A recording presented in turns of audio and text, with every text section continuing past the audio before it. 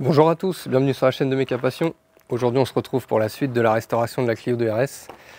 Donc, comme tu as pu le voir dans l'épisode précédent, on a fait toute la partie moteur. Dans cette vidéo là on va attaquer le freinage. Je vais devoir déposer le berceau pour faire mes sillons de blocs de barre stable et changer ma crémaillère.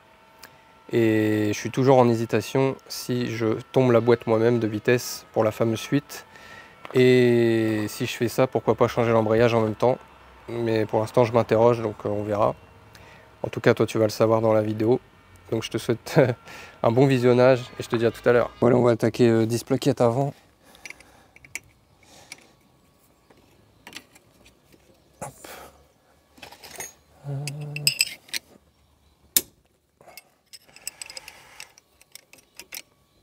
Hop.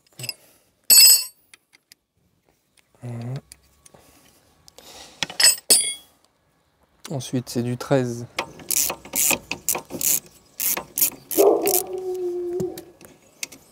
Hop.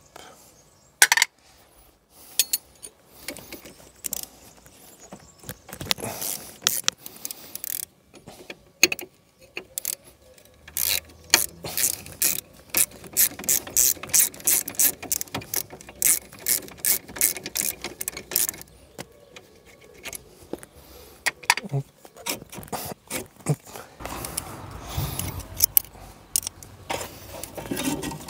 Ça, on verra après. Ouais, coller celle-là le coup. Voilà. C'était des Valeo. Tu vois que celle-là elle était en fin de vie. Tu vois, celle-là, elle en a plus. Je sais pas comment ça se fait que il y en a une qui est plus usée que l'autre parfois. Si vous pouvez me dire dans les commentaires, il doit y avoir une explication.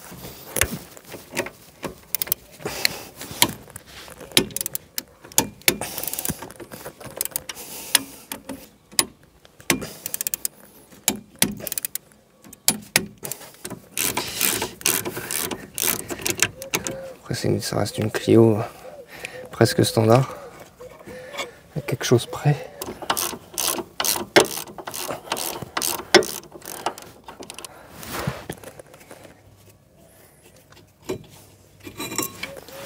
Voilà. Je vais retirer ces trucs là parce qu'on en a des neufs. Voilà, les petits guides là comme ça. Les vis pareil, j'en ai des neufs dans le kit, mais bon, je les garde quand même, on sait jamais.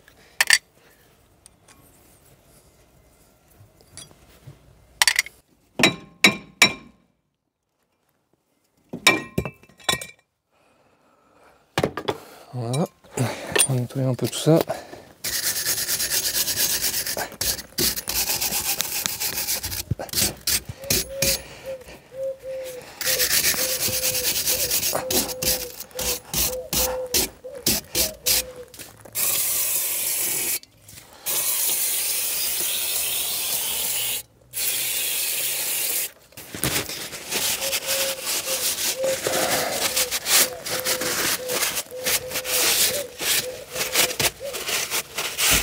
Un peu de graisse.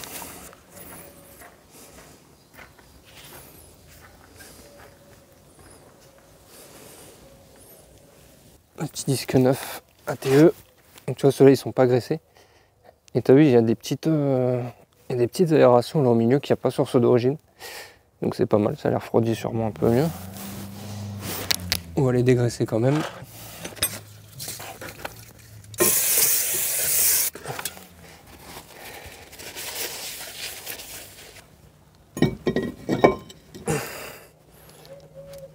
Ce qui est bien en plus avec la graisse cuivrée, c'est que ça le maintient un petit peu.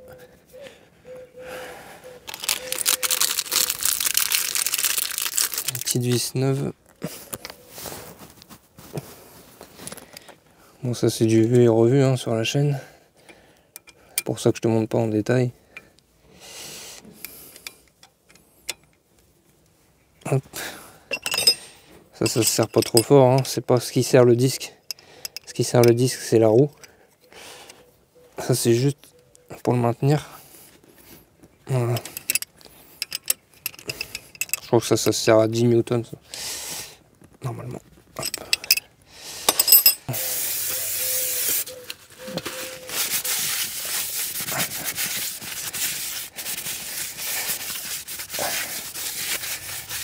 Hop là.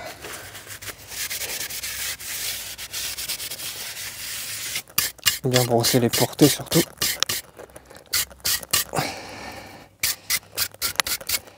Et du coup moi j'ai les graisses puces. Avant je mettais de la graisse cuivrée dans les glissières là, mais j'en mets plus. Parce que déjà à chaque fois que j'en mets ça grince quand même. Et il y a un ancien mécano qui m'a dit sur la chaîne d'ailleurs, dans les commentaires, 30 ans d'expérience, donc il sait de quoi il parle, hein. Qui lui m'a dit que ça se graissait pas, mais par contre ça se nettoyait bien. Toi tu dois avoir aucun résidu là et dessous. C'est ça qui grince en fait. Donc je vais faire comme il a dit, parce que de toute façon quand je graisse, ça grince. Autant essayer. Ça coûte rien.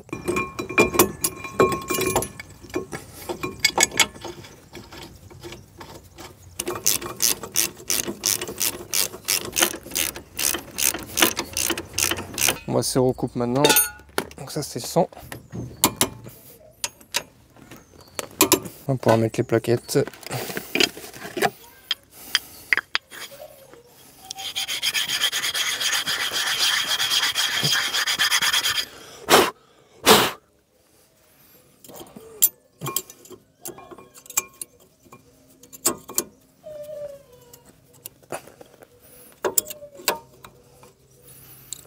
Voilà. Moi je le repousse avec un serre-joint, ça marche bien.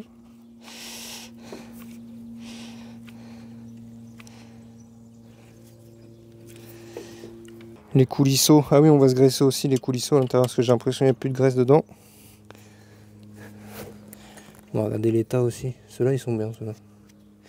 Donc c'est ceux de l'arrière, il faudra que je change. Là j'ai un petit peu de graisse spéciale pour les coulisseaux, c'est de la graisse rouge TRW. Elle est spécialement faite pour ça. Donc là on va les retirer, hop. Tu vois ils sont tout secs.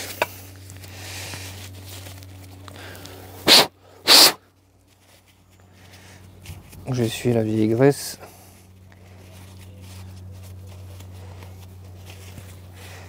On va remettre de la nouvelle. Hop.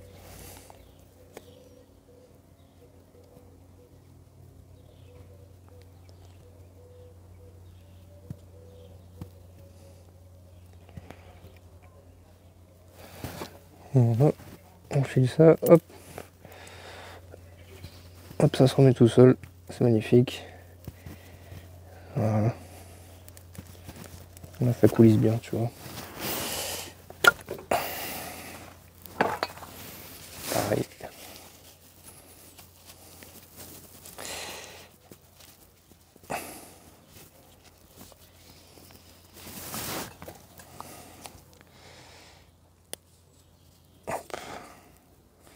Ça c'est de la graisse que j'ai eu justement dans un kit de réfection d'étrier là. C'est pas mal.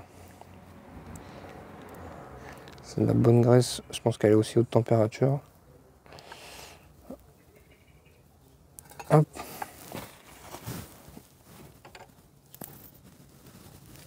Hop.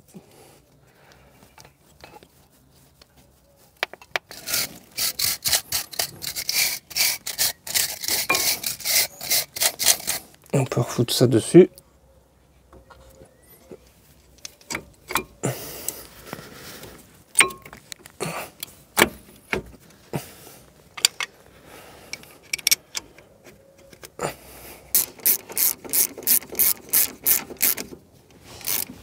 Après capture Geoffroy, on sera bien.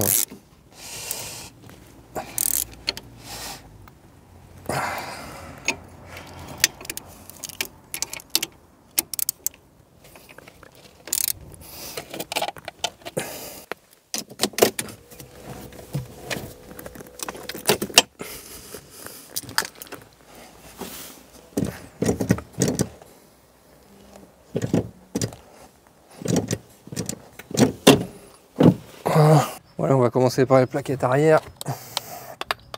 On ne change pas les disques à l'arrière, ils sont bien.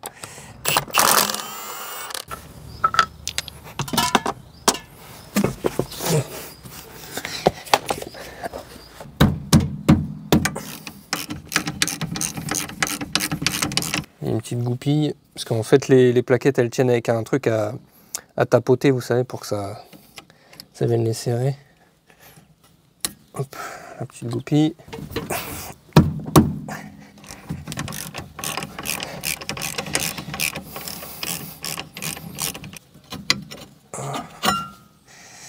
Voilà.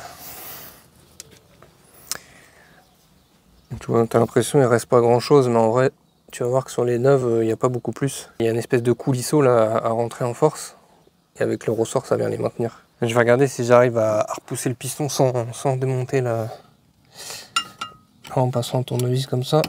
J'arrive à le faire tourner le machin. Bah, déjà on peut le reculer avec les coulisseaux.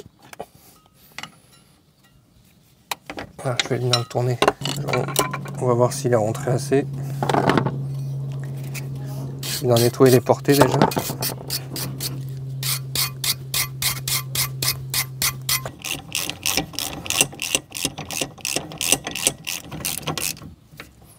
On serra au couple après, c'est 40.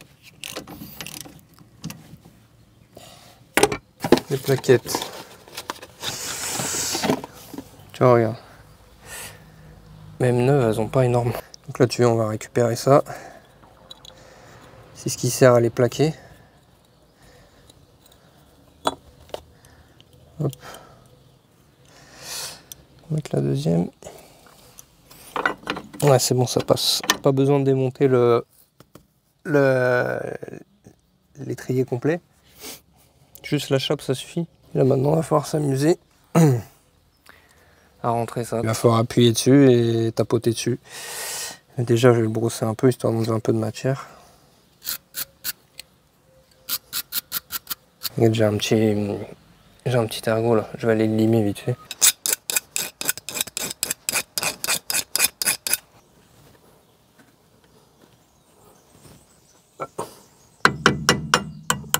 C'est bon, j'ai réussi à passer la première. Voilà. Donc là c'est bon, il est passé. Je sais pas si tu as vu quelque chose avec ma grosse tête. Je vais essayer de te zoomer un peu plus. Voilà. Attends, je vais te zoomer encore. Voilà, tu vois, la goupille qui est là, on l'a fait glisser. Là ça vient bien les mettre en contrainte. Et après on va remettre la petite goupille de sécurité ici. Celle-là, c'est juste histoire de que c'est une sécurité quoi, qu'elle se barre pas. Hop, voilà, c'est tout.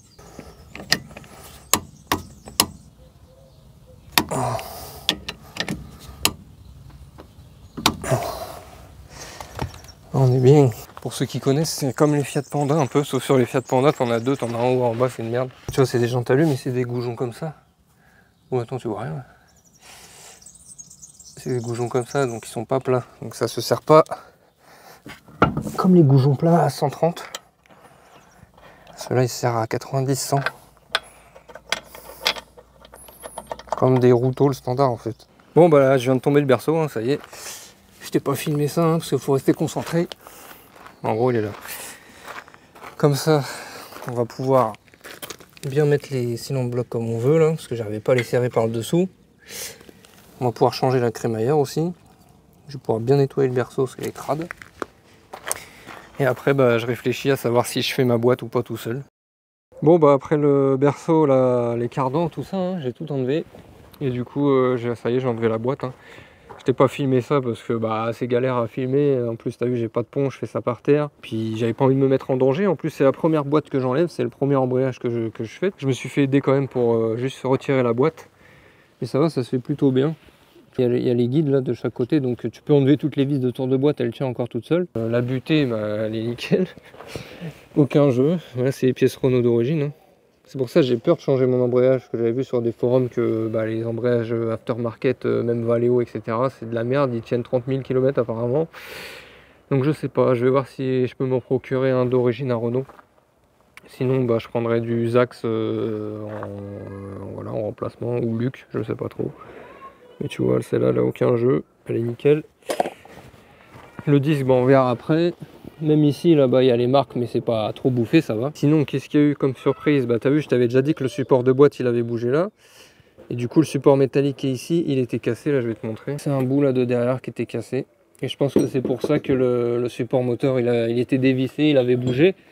Ça a dû créer des contraintes partout. Le support il était comme ça, il était décalé bizarre, et les deux vis là, elles étaient pas serrées. De toute façon je le change. La fourchette là elle est en bon état, on garde. Le support là-bas il est nickel aussi. Donc bah lui je vais devoir en trouver un ou le faire ressouder à l'alu, mais je sais pas si c'est une bonne chose de faire ça, si ça va tenir ou quoi. En tout cas la boîte je vais te la montrer. Donc pareil on va changer le guide buté ici là. Et il y a peut-être un joint-spi aussi derrière. C'est bien gras, donc il y avait une fuite soit par lui, soit par le joint-spi du volant moteur. On va le changer aussi, le joint-spi du vilebrequin. En tout cas, ma fuite, elle venait aussi de là, intercarter. Et le mec qui va la refaire, il m'a dit qu'il n'avait jamais vu ça. C'était une première pour lui. Pourtant, il a l'habitude de les refaire, ces boîtes-là. Donc j'ai pas de chance. Il y a aussi ce joint-spi là qu'on va changer. Et là, je viens de voir qu'il y a un petit joint torique là aussi, il faudra faire gaffe. Enfin bref, voilà, ce soir... je dépose et il va me faire ça. Donc bah moi je vais démonter le mécanisme d'embrayage. Là on va voir un peu l'état du disque, volant moteur. Et je changerai le joint spi là qui est derrière là, après. J'ai fait des petits repères blancs. Ce joint spi il n'est pas enfoncé au max. Donc il va falloir le remettre à la même place. Parce que si tu le remets à fleur, tu vas avoir une fuite d'huile après. Nouveau joint spi posé. Du coup j'ai enlevé l'ancien avec la bonne vieille technique de la vis là, ça l'a fait. J'avais fait des petits marquages blancs. Tu vois, sur le côté là pour me repérer par rapport à la profondeur. Le joint il faut qu'il dépasse un petit peu comme ça. Après avec un petit à coulisse, j'ai pris une valeur sur un des côtés quoi. Il a reporté tout autour et là c'est parfait. Ça fait toujours un peu flipper ces trucs là parce que si tu le mets mal bah, ça peut dégager quoi. Et si ça dégage bah t'imagines la merde. Mais bon là je suis content, ça va le faire. J'ai aussi modifié la prise là avec les petits raccords. Voilà, ça c'est un défaut sur les Renault. C'est la prise du capteur PMH, donc dans le kit il donne une nouvelle prise à souder avec un capteur neuf. Là je vais à la Renault, du coup je vais commander le kit embrayage là-bas. Normalement il fait 400 € kit complet, mais vu que je suis pro ça me le fait à 240 donc ça va. Et les vis de volant moteur, donc ça me fait 270 balles, hein, comme ça. Et le guide buté du coup il est pas dispo, donc ça soit je vais en prendre un aftermarket malheureusement, mais bon c'est qu'un guide buté ça va. Ou soit je vais essayer d'en avoir un avec des contacts là, un Renault ou quoi. Je vous redirai ça. A few moments later. J'ai été chercher le kit embrayage du coup. Origine Renault. Hein. Là, il y a la petite graisse qu'ils m'ont mis. Le disque, le mécanisme. Il y a même le centreur et la butée. J'avais été hier. Heureusement j'avais ouvert la boîte sur place, il n'y avait pas la butée dedans. Donc là il y est bien. J'ai comparé avec l'ancien, c'est pas la même. Tu vois. Ça c'est l'ancienne, ça c'est la nouvelle. Donc là il n'y a que ça qui tourne. Là il y avait tout ce truc là, enfin bon, voilà. Le disque comme on peut voir l'ancien il était vraiment pas abîmé hein, comparé au nouveau. Quand tu vois l'épaisseur sur le côté,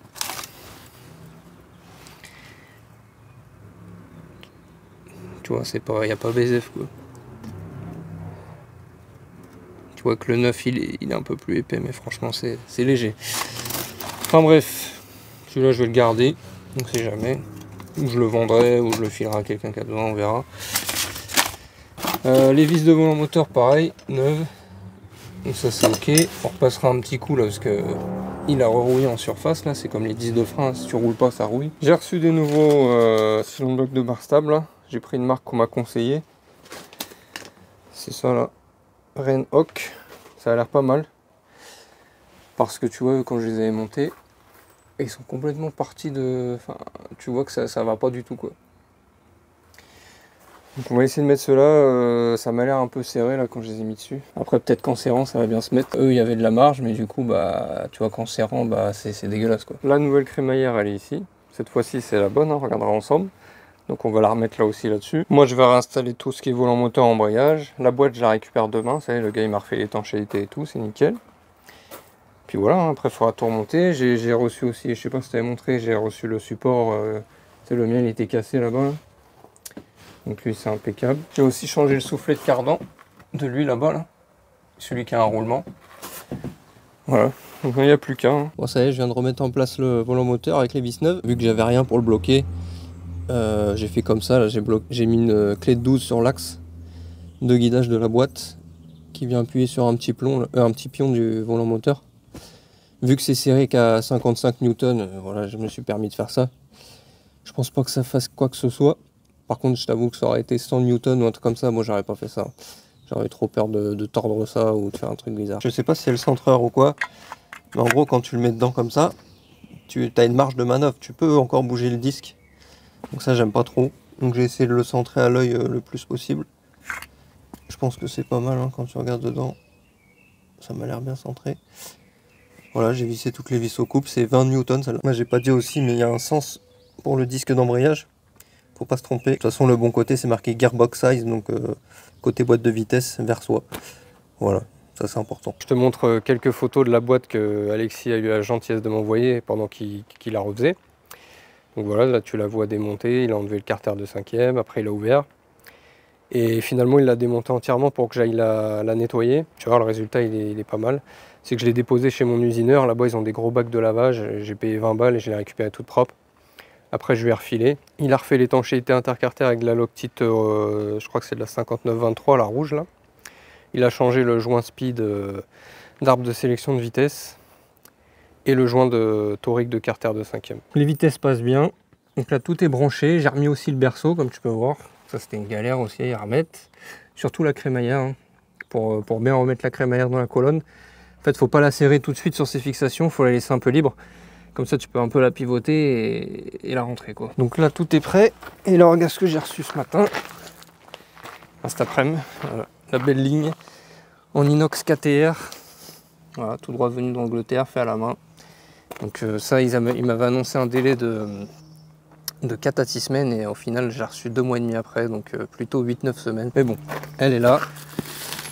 Là, je vais fixer ça là sur mon catalyseur là, qui est là-bas par terre.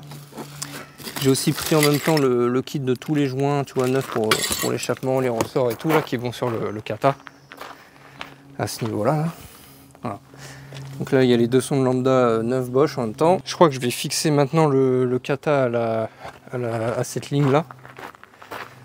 À celle-ci, parce que celle-ci elle a un cylinder block, comme ça je peux le faire tenir sur la caisse et en même temps je peux fixer au collecteur. Et en dernier on mettra le silencieux là. Voilà ce que ça donne une fois la ligne montée. Moi j'ai pas filmé hein, pareil parce que c'est une galère, hein, j'ai pas assez d'espace. En tout cas ça se monte bien. Donc là tu as le premier silencieux. Ça vient se prendre dans les cylindres blocs d'origine. Je vais te montrer à l'arrière comment c'est foutu. Voilà, ça repasse par au-dessus. Ça vient finir là. Et ça fait comme à l'origine, la ligne elle est bien camouflée dessous, parce que d'origine on voit pas l'échappement. Après lui je crois on le voit quand même un tout petit peu. Il faudra que je vois si je peux pas la remonter un chouïa, mais voilà quoi. C'est nickel. Donc là tout est à remonter, la boîte à air, le cache, etc. Aussi ce que je t'avais pas filmé, c'est que j'ai changé l'huile finalement du moteur. J'avais mis de la 1050, rappelle-toi. Et au final, avec les conseils que j'ai eu, enfin avec vos conseils que j'ai eu dans les commentaires et ce que j'ai pu voir sur internet, et mon utilisation finalement qui va être en daily, hein, je vais l'utiliser tous les jours. J'ai viré la 1050 avec le P18, je l'ai mis dans ma nouvelle voiture que j'ai achetée que vous connaissez pas encore. Et là j'ai remis de la 540 Elf avec du P18 aussi. Vu que c'est de la 100% synthèse, je pense que pour tous les jours c'est mieux. En vidant l'huile, j'ai fait tomber le carter d'huile parce qu'il fuyait aussi. J'ai remplacé le joint. Et j'ai collé toutes les vis avec de la Loctite anti-fuite. Donc là, il n'y a plus de fuite, ni de boîte intercarter, ni d'arbre de sélection de vitesse, ni de carter d'huile. Là, c'est sec de chez sec. J'ai pas eu de galère au remontage, la boîte elle est rentrée direct. Ça, c'est cool. Après, j'ai revérifié tous les fluides, bien remettre la tresse sur le carter de la boîte, là, sinon elle démarre pas. Ce que je t'ai pas dit, que j'ai changé aussi, que j'ai pas filmé, c'est les deux pompes de lave-glace. Parce qu'il n'y en a aucune des deux qui marchait, donc j'avais ni de lave-glace ni de lave-phare. Là ça fonctionne. J'ai repeint les bras d'essuie-glace, comme tu peux voir. J'ai changé les 3 essuie-glaces, ils sont neufs. J'ai changé l'antenne de radio. J'ai polish les feux arrière qui étaient un peu ternes. Et j'ai repeint aussi la baie moteur, enfin là derrière. Je sais pas si tu te rappelles. Tout ça c'était abîmé et je l'ai repeint avec de la bombe haute température, donc on va voir ce que ça donne. J'ai pas chargé comme un ouf, hein. Je suis passé en 3 passes très légères sans insister. On verra bien à l'usage, mais le rendu est pas mal. Et vu que c'est une peinture à 600 degrés, je pense pas qu'il y ait de risque.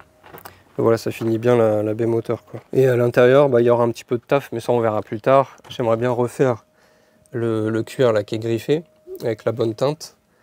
Enlever un peu les peluches, là, bon, ça j'ai un petit appareil qui les enlève. Et surtout, c'est le ciel de toit. Tu vois, c'est de pire en pire. Donc lui, il faudra s'en occuper aussi. Mais mis à part ça, après à l'intérieur, elle est nickel. Bon voilà, fin du chantier. J'espère que cette vidéo t'aura plu.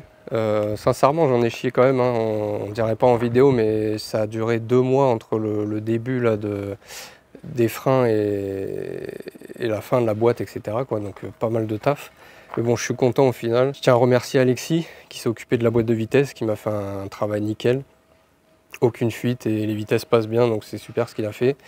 Et je tiens à remercier aussi Elias qui m'a aidé à enlever la boîte et à la remettre, parce que tout seul j'aurais jamais pu. On va se laisser sur un petit démarrage avec la nouvelle ligne en inox pour voir la différence avec la ligne d'avant. Et la prochaine vidéo, on fera un essai routier complet pour aller la tester sur route, voir ce que ça donne, hein, si tout ce qu'on a fait a servi à quelque chose ou pas.